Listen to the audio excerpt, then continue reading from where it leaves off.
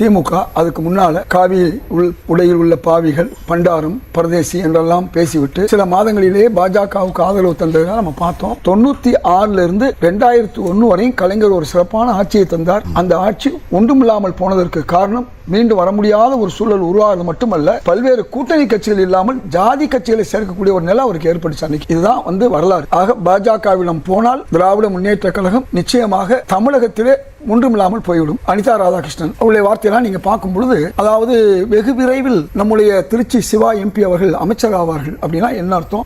நிச்சயமா பாஜகவோட உறவு வைத்துக் கொள்வோங்கிற களத்தை தயார் பண்றாங்களோங்கிற சந்தேகம் தான் நமக்கு வருது. அதிமுகவுக்கு இவங்களுக்கு ஏற்கனவே கூட்டு இருந்தனாலதான் கூட்டு களவாணி என்று சொன்னாரு. இதெல்லாம் வச்சுக்கிட்டு தான் அது முழுமையா வெளியே வந்துருச்சு. அதன் அடிப்படையில் தான் இவங்களுக்கு அதிமுகவுக்கு தொடர்பு வெளியே வந்துச்சு.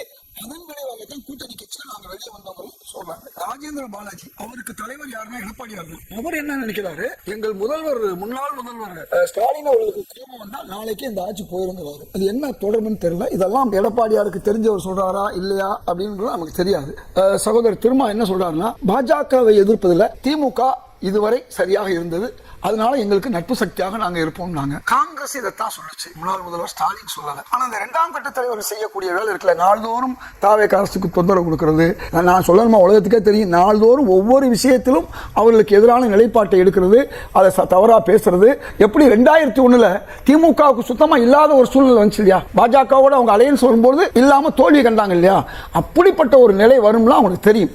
நான் 5 ஆண்டுகளாக போராடிய பல விஷயங்கள்ல ஒன்று, நீட் விலக்கு 2.5% அரசு பள்ளிகளுக்கோ அரசு உதவியர் பள்ளிக்கோ கொடுக்கணும்னு சொல்லியிருந்தேன். 7.5 10 ஆக்கணும். பாண்டிச்சேரி 10 ஆக்கிடுச்சு 5 வருஷத்துக்கு முன்ன. நாம 10 ஆக்கல. எடப்பாடியார் 7.5 கொடுத்தாரு. அந்த 2 கொடுக்க சொல்லி வற்புறுத்தின. இந்த ஆட்சி அதனுடைய கொள்கை முடிவை இன்னைக்கு எடுத்திருக்கு. முதல்வர் வாழ்த்திட்டு வந்தேன். அறிவிக்க போறாங்க. இன்னைக்கு தான் அதுக்குள்ள இதை சப்ஜெக்ட் எடுத்திருக்காங்க. இன்றைக்கு ஏதோ முஸ்லீம்கள் விஷயத்திலேயோ சிறுபான்மை விஷயத்தில் எதிராக சொல்றாங்க இல்லையா, உங்களுக்கு நம்முடைய திருப்பரங்குன்ற இஷ்யூல ஒரே வார்த்தையா சொல்லிட்டாரு, முந்தைய அரசு என்ன செய்யுமோ அது தொடர்ந்து அமைச்சர் நிர்மல்குமார் சொல்லிட்டாரு. அது மட்டும் இல்ல, இந்த மாடு வெட்டுற பிரச்சனையில ஏதோ தாவைக்கு அமைதியா இருக்கின்றாங்க. அவங்க முறையா போய் உச்ச நீதிமன்றத்தில் தீர்ப்பு வாங்கிட்டு வந்துட்டாங்க. அவங்க பேச வேண்டிய அவசியம் இல்ல, பேசாம பல காரியங்களை செய்யறாங்க. பல விஷயங்கள் நீதிமன்றம், இது என்னை பழனி விஷயத்துல கூட தனி நீதிமன்றம் உத்தரவு போடுறாரு. இன்னைக்கு மேல் நீதிமன்றம் என்ன சொல்லுது தெரியுமா, அவர் கோயில் நிர்வாகத்தையும் கணக்குன்னு சொல்றாரு. இது எவ்வளவு நாளைக்கு உள்ள விஷயம், ஏதோ திடீர்னு நடந்த மாதிரி. அதுக்கும் சிபிசிஐடி விசாரணையை இந்த அரசு போட்டிருக்கு.